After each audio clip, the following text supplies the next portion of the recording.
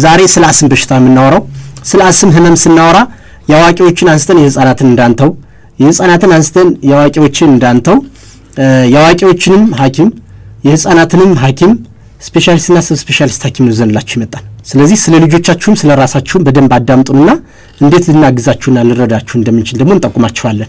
ከህፃናትን ጀምር እስኪ ቀጥይ። እሺ አስም ምንድነው ህፃናት ላይ ልዩ የሚያደርገው ምንድነው ከዋቂዎቹ? መልካም እንግዲህ ወቅቱን የጠበቀ ምክክር ይሆናል ብዬ አስባለሁ። አስም የምንለው በተደጋጋሚ የሚከሰት ስር የሰደደ የአየር መተላለፊያ ቱቦዎች ከልክ ያለፈ መቆጣት ሲኖር ያለውን የመተንፈሻ በሽታ አስም እንለዋለን። ህፃናት ጋር የሚከሰተው አስም ይሄ ትርጉም ግን በአዋቂዎቹ ይለያል። ዶክተር ስባይልና ዶክተር እየው ተመሳሳይ ነው። በአዋቂዎቹ በኩልም ያለው የአስም ዴፊኒሽን ህፃናቶች ጋር ያለው የአስም ትንታኔ አንድ አይነት ነው። ምንድነው ከአዋቂዎች ለየት የሚያደርገው? በልጆች ላይ የሚከሰት አስም በተለያዩ ነገሮች ይለያያል። አንደኛ የሚያሳየው ምልክቶች ብዙ ጊዜ የመተንፈሻ አይነት ስሜቱ የሚከሰቱ ስሜቶች በሌሎች ህመሞችም ሊመጡ ይችላሉ እና ትክክለኛ ያ ልጅ አስም አለበት ወይም ደግሞ አስሙ ተቀስቅሶበታል ብሎ ለመለየት አዳጋችነት ለቤተሰቡም ለመለየት አንዳንድ ጊዜም በህክምና ባለሙያው የመወናበድ ነገሮች ሊኖሩ ይችላሉ። ሌላኛውና በዋነኛነት ደግሞ የሚነሳው ህክምናው ነው። ህክምናው የምንሰጠው ህክምና የመድኃኒቶቹ የሚሰጡት ልጆቹ ያንን ለማድረግ አቅማቸውም እድገታቸውም ገና ያልደረሱ ስለሆኑ በቤተሰብ ነው የሚሰጠው። ስለዚህ ያ ልጅ ቢነሳበት ትምህርት ቤት ውስጥ በመመራኖቹ መሰጠት የሚችለው ካልሆነ ያንን ህክምና አያገኝም ማለት ነው። ሌላኛውና አዳጋች የሚያደርገው ህክምናውን ደግሞ አስምን የሚቀሰቅሱ በርካታ ምክንያቶች አሉ እና ለምሳሌ አሁን አቧራ፣ ብናኝ፣ ሽታዎች አሉ። ልጆች ይጫወታሉ፣ ይሯሯጣሉ። እነዛን ሁሉ ከልክለን ያ ነገር እንዳይነሳበት ማድረግ አዳጋች ነው የሚሆን። ስለዚህ እነዚህን ያልኳቸው ነገሮች ተደማምረው ህክምና ውጤት ላይ በልጆች ላይ ተጽዕኖ ይፈጥራሉ ማለት ነው። ዶክተር ኢዮብ የድንገተኛና የጽኑ ህሙማን ህክምና ስፔሻሊስት ነህ። አዋቂዎቹም ህፃናቱን ይመለከቷል ነው። እስኪ እዚህ ጋር ቀረ የምትለው ነገር ህፃናት ላይ ጨምርና ከዛ አዋቂዎች ላይ ያለው የአስም የአስተካከም ሁኔታ ያሉ ችግሮችና ክፍተቶች ምንድናቸው? ሁለታችሁም እየተቀባበላችሁ እስኪ በደንብ አብራሩልን። እሺ በጣም አመሰግናለሁ። በህፃናት ሆነ በአዋቂዎች ለህክምና አስቸጋሪ የሚያደርጋቸው አንዳንድ በኢትዮጵያ ውስጥ የተጠኑት ጥናቶች አሉ። በጅማ ዩኒቨርሲቲ በአዲስ አበባ ዩኒቨርሲቲ የተጠኑት ጥናቶች እንደሚያሳዩት ከ60% በላይ የሚሆኑት አስማቸውን በትክክል ያልተቆጣጠሩ ናቸው። ይህም የሚሆንበት ምክንያት በዋናነት እንደ ምክንያት የሚያነሷቸው አንደኛው መቆጣጠር ማለት ተደጋጋሚ ይነሳባቸዋል። ተደጋጋሚ ድንገተኛ ክፍል ጉብኝት ይኖራቸዋል። ተደጋጋሚ ሆነ ሆስፒታላይዜሽን ወይም ደግሞ ሆስፒታል መተኛት እንዲሁም ደግሞ ጽኑ ህሙማን ህክምና ክፍል ገብቶ ሁሉ እስከ መታከምና ህይወት ማለፍ ድረስ እስኪያደርስ ድረስ ማለት ነውና ደግሞ ተደጋጋሚ ሆነ ወይም ደግሞ ከአንድ በላይ የሆነ የአስም መድኃኒቶችን የሚጠቀሙ ናቸው። እንደዛ ከሆኑ ያስማቸውን በትክክል ያልተቆጣጠሩ ናቸው ወይም በትክክል ተቆጣጠሩት አይባልም ማለት ነው። ብዙ ጊዜ እንደኔ እንደ ሐኪምነት የሚተረዳቸው ነገሮች ሁላችንም ሐኪሞች ስለሆነ የምንታዘበው ነገር ነው። ብዙ ጊዜ እንዲያውም የሳምባ ልዩ ሐኪም ስላለን ጥሩ ነው። ብዙ ጊዜ አንድ ሰው ግፊት ካለበት፣ ስኳር ካለበት፣ የልብ በሽታ ኩላሊት ምናምን ካላቸው ፎርማል የሆነ ክትትል ይኖራቸዋል። ስኳርም ሲኖር በየሁለት ወሩ። አስም ብዙ ጊዜ ግን አንደኛ ዶክተር ሌን ቅድም እያነሳችሁ እንደነበረው በህክምና ብዙ ጊዜ ወዲያው ህክምና ይሰጠዋል። መልስ ሲያመጣ ብዙ ጊዜ ቶሎ ይድናሉ ወይም ደግሞ ከመታመማቸው ወደ ነበረው ስቴት ኖርማል ይሆናሉ። ደህና ሲሆኑ ያኔ ዳን ብለው ስለሚያስቡ ተመልሰው የጤና ተቋምን የመጎብኘት እንትናቸው በጣም ያነሰ ነው። ሁለተኛ መድኃኒት ቢታዘዝላቸውም ለነዛ መድኃኒቶች ታዛዥ አይሆንም። ልክ እንደተሻላቸው ያቆሙታል። ይለምድብኛል ይላሉ። ተሽሎኛል ከዚህ በኋላ ለምን ያስፈልገኛል ስለሚሉ መድኃኒቶችን በትክክል አይወስዱም። አሁን የስኳር ታካሚዎችን ቤት ለቤትም ሲሄድ እዛ ሆስፒታል ላይ ያለው ሳገኛቸው ስኳሩ ከፍ ስላለ ወይም ደግሞ ዝቅ ስለሚል የሚወስዱት ነገር አለ፣ ከፍ ሲል ደግሞ የሚወስዱት መድኃኒት አለ። ከዛ በላይ እንዳይሆንባቸው የግፊትም እንደዛው ግፊታቸውን እየተለኩ እያስለኩ ራሳቸውም እየለኩ አስም ግን አንድ የስተዋቸው በቃ ሙሉ በሙሉ የጠፋ ይመስለኛል። በቃ ይሄ ኮንትሮለር የምንለውን መቆጣጠሪያ መድኃኒቶችን ያቋርጧቸዋል። እስከዚህ ድረስ ወሰዱ ሲባሉ ማገኛቸው አሁን ባለፈው አንድ ህፃን ነች የ7 ዓመት 8 ዓመት አካባቢ ነች። ለ6 ወር እንድትወስድ መድኃኒት ተጽፎላታል። ፐልሞኖሎጂስት ፔዲያትሪክ ፐልሞኖሎጂስት ነው የጻፈላት። ግን 3 ወር ወስዳ ወላጆቹ አስቆሙ። በቃ ካሁን በኋላ ትቷታል አይመጣም ተብሎ በሳምንቱ ተመልሶ መጣ። ምናልባት የምትጨምረዋል ዶክተር እስማኤል? እንግዲህ አብዛኛው የክትትል ክፍል የምናያቸው ታካሚዎች የዚህ አይነት ችግር እናስተውላለን። ግን ባገኘነው አጋጣሚ ደግሞ የምክር አገልግሎት ስለ በሽታውም ግንዛቤ ማስጨበጫ እንደዚህ በየጊዜው እንሰጣለን ባገኘነው አጋጣሚ። ስለዚህ የአስም በሽታ ያለበት ሰው ልክ እንደ ስኳር በሽታ ቋሚ በሽታ ነው፣ ክትትል ማድረግ ያስፈልገዋል። ክትትል እያደረጉ ጤናማ ህይወት መምራት ይቻላል። እንግዲህ አስም የሚያጠቃው አብዛኛው የወጣቱን ክፍል ነው። አይተን ከሆነ የወጣቱን ማህበረሰብ ክፍል ነው የሚያጠቃው። በዓለም ላይ ወደ 260 ሚሊዮን የሚጠጉ ህዝቦች አስም ተጠቂ ናቸው። ኢትዮጵያ ውስጥ ደግሞ ስንመጣ ስናየው ዳታውን 8% አካባቢ የሚሆነው የኢትዮጵያ ህዝብ በአንድም ሆነ በሌላ አጋጣሚ በአስም ተጠቂ ነው። 8% ማለት ወደ 10% ጠጋ ብናደርገው 120 ሚሊዮን ቢኖር 12 ሚሊዮኑ በአስም የተጠቃ ነው ማለት ነው። ይሄ ቀላል ቁጥር አለ። በጣም ከፍተኛ የሆነ ቁጥር ያለው ማህበረሰብ በአስም የተጠቃ ነው። ይህንንም ስናይ ደግሞ አብዛኛው በወጣትነት እድሜ ክልል ያለ ነው። ይህንን ስታየው እንግዲህ ፕሮዳክቲቭ የምንለው ወይም አምራች የምንለው ዜጋ ነው በአስም የተጠቃው። ስለዚህ አስሙን ኮንትሮል ማድረግ ወይም ደግሞ አስሙን በቁጥጥር ስር ማዋል ፕሮዳክቲቭ ሆኖ ለሀገርም ለማህበረሰብም ጠቃሚ ይሆናል ማለት ነው። ስለዚህ አስም ልክ እንደ ማንኛውም በሽታ ልክ እንደ ስኳር፣ ግፊት ቋሚ የሆነ በሽታ ነው። ቋሚ ክትትል ያስፈልገዋል። አስም በሚባባስ ጊዜ የሚወሰዱ መድኃኒቶች አሉ። አስሙ ደግሞ ሳይባባስ ጤናማ የሆነ ህይወት እየመሩ እንዲቀጥሉ የዕለት ተዕለት ኑሯቸውን እንዲያካሂዱ የሚወሰዱ መድኃኒቶች አሉ። ስለዚህ አንድ ሰው የአስም ህመምተኛ ቢሆንም ጤናማ የሆነ የዕለት ተዕለት ህይወቱን እየመራ ፕሮዳክቲቭ ሆኖ ማህበረሰቡንም እያገለገለ ራሱንም እየጠቀመ ለሀገርም እየጠቀመ መኖር ይችላል ማለት ነው። ዶክተር ዮም እንደጠቀሰው ወደ 60% አካባቢ 65% አካባቢ የሚሆነው የአስም ህመምተኛ ከመቶ የአስም ታማሚዎች ውስጥ ከ60 እስከ 65 የሚሆኑት በሽታቸው በትክክል አልተቆጣጠሩትም። አንኮንትሮል የሆነ አዝማን ያለ ምንድን ነው የሚያስከትለው ችግር? የሳምባው ጠባሳ ወይም ደግሞ ሳምባ ላይ የሚመጣው ችግር በቋሚነት መመለስ የሚችለው ቋሚ የሆነ ይሄዳል። ያ የሳምባ ጉዳት ደግሞ እየጨመረ ቋሚ የሆነ በሚሄድበት ሰዓት ለተደጋጋሚ ኢንፌክሽኖች የመጋለጥ ነገር ይመጣል። ሂዶ ደግሞ ልብ ላይ ጫና ያሳድራል። ምልክቶቹ የተደጋገመ መምጣት ይጀምራሉ። ቅድም ልክ እንዳልኩት ፕሮዳክቲቭ ሆኖ የዕለት ተዕለት ህይወቱን እየመራ ማህበረሰቡን መጥቀም የሚችለው ግለሰብ ራሱን ጎድቶ ማህበረሰቡን ጎድቶ ሀገርም እንዲጎዳ ይሆናል ማለት ነው። አሁንም በደንብ ካልተቆጣጠሩት ሳምባችን ወይም የሳምባ ቱቦአችን ተደጋጋሚ የአስም ጉዳት ባጋለጡ ቁጥር መድኃኒት በትክክል የማይወስዱ ከሆነ ጡንቻዎቹ ይደርቃሉ፣ መወጣጠር መለጠጥ አይችሉም። ስለዚህ በቀላሉ መድኃኒት ወስደው ያለመመለስ ነገሩ እየጨመረ ይመጣል። ያም ደግሞ ለቋሚነት የኦክሲጅን ጥገኛ ሊያደርጋቸው ይችላል። እነዛ መድኃኒቶችን አብዝተው እንዲጠቀሙ ሁሉ ሊያጋልጣቸው ይችላል ማለት ነው። ይሄ እንግዲህ ፐርማነንት የሆነ ላንግ ዳሜጅ ቋሚ የሆነ የሳምባ ጉዳት ሊያጋጥማቸው ይችላል።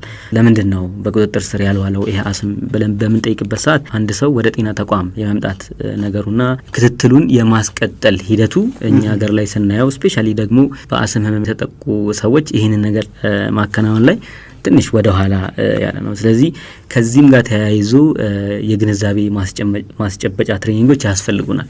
እኛም እንግዲህ የግንዛቤ ማስጨበጫ ትሬኒንግ ለአስም ኬር የሚያደርጉ ሰዎች ወይም ደግሞ አስም ህመምተኛ ሆኖ ለአስም ህመምተኛ እንክብካቤ የሚሰጡት ሰዎች ወይም ደግሞ ራሱ በአስም የተጠቃ ሰው የአስም ህመምተኛ የሆነ ሰው የግንዛቤ ማስጨበጫ ትሬኒንጎችን ለመሳሰበናል በሚቀጥለው ሳምንት ላይ። ስለዚህ ቀድሞ የደወሉ 15 ሰዎች ለነሱ ኦፊሳችን ላይ ቢሮአችን ላይ የግንዛቤ ይሄን ቃል ትገባለህ? ይሄንን ቃል ዶክተር ዮም ለወላጆች ህጻናትም ከሆኑ ወላጆች ናቸው የሚመጡ።